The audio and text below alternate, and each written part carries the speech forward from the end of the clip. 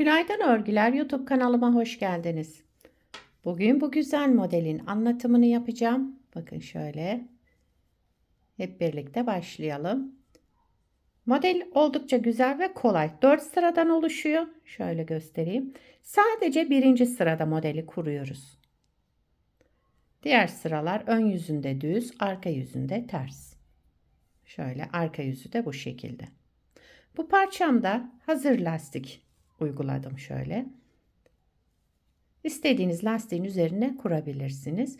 İplerim bebe yünü. Kullandığım şiş 3 numara. Bu model için ilmek sayısı 2 ve 2'nin katları. Şöyle yani çift sayıda olması gerekiyor. Bu şekilde yapacağımız örgüye göre ilmek sayısını ayarlayacağız çift sayıda. Dilerseniz hep birlikte başlayalım. Ben şöyle küçük bir lastik hazırladım. Şişimde 14 ilmeğim var. Açık renk ipimle lastiğimi yaptım. 14 ilmek. Lastiği bitirdikten sonra bakın 2 sıra zemin hazırlıyorum. Lastiğin ön yüzündeyim. Bir sıra düz, bir sıra ters öreceğim. Lastiğimizi tamamladık.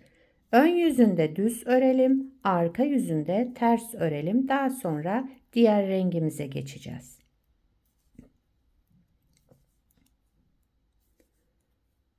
Şöyle bir sıra düz örerek sıramı tamamladım. İkinci sıra arka yüzüne geçtim. Yani ikinci sıra demiyorum da 2 sıra zemin hazırlıyoruz. Lastiği bitirdikten sonra 2 sıra zeminimizi hazırlayalım. Daha sonra diğer renk ipimize geçeceğiz. Birinci sıramızı diğer renkle kuracağız.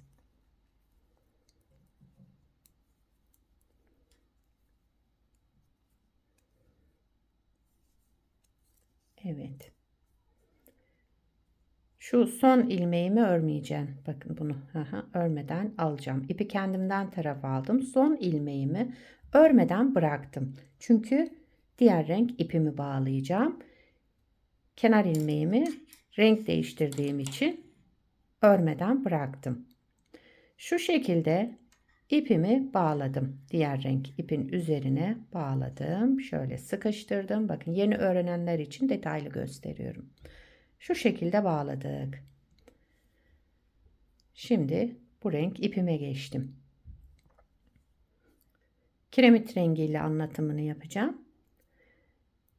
Modelin birinci sıra ön yüzündeyim. Renk değiştirdiğim için kenar ilmeğimi ördüm. Daha sonraki ilmeğimi düz, bir sonrakini ters.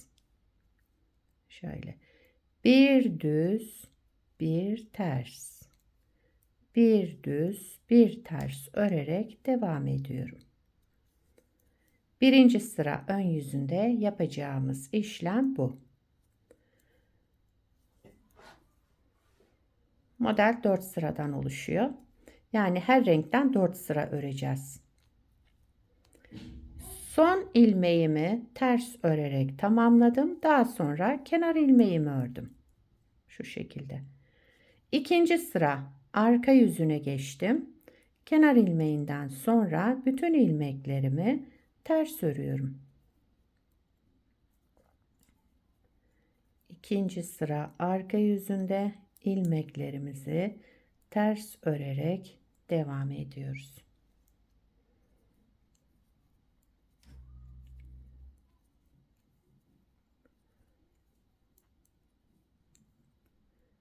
Kenar ilmeğimi de düz ördüm. Şimdi üçüncü sıra ön yüzündeyim. Kenar ilmeğinden sonra bütün ilmeklerimi düz örüyorum.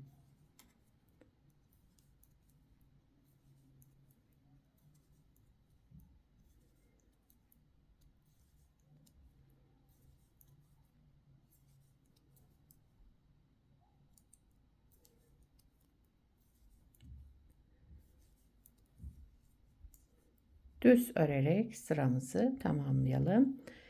Dördüncü sıra arka yüzüne geçtim. Son sıramız. Kenar ilmeğinden sonra bütün ilmeklerimi ters örüyorum. 4 sırayı böyle tamamlayalım. Daha sonra diğer rengimize geçerek aynı işlemleri yapacağız.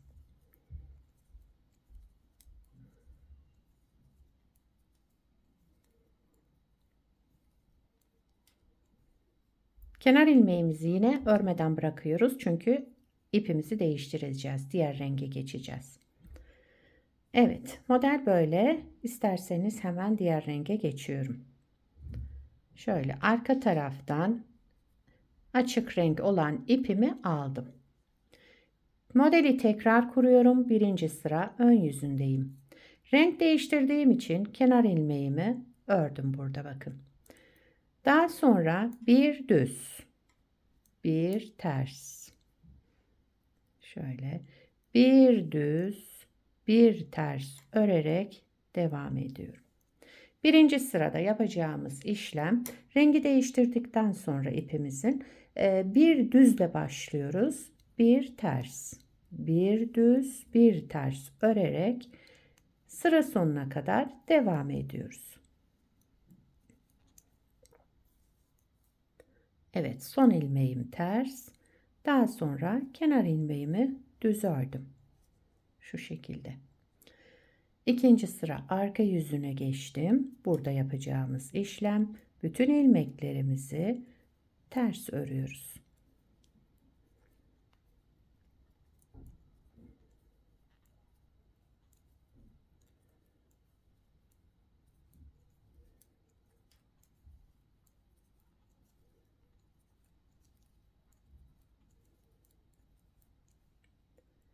Kenar ilmeğimi de düz ördüm. Üçüncü sıra ön yüzündeyim. Kenar ilmeğinden sonra bütün ilmeklerimi düz örüyorum. Dediğim gibi bu modelde sadece birinci sırada bir düz bir ters örüyoruz. Lastik gibi. Daha sonraki sıralarımız ön yüzünde düz, arka yüzünde ters örerek 4 sırayı tamamlıyoruz. Evet. Dördüncü sıra arka yüzündeyim. Kenar ilmeğinden sonra ilmeklerimi ters örüyorum. Sıra sonuna kadar ilmeklerimi ters örerek sıramı tamamlıyorum.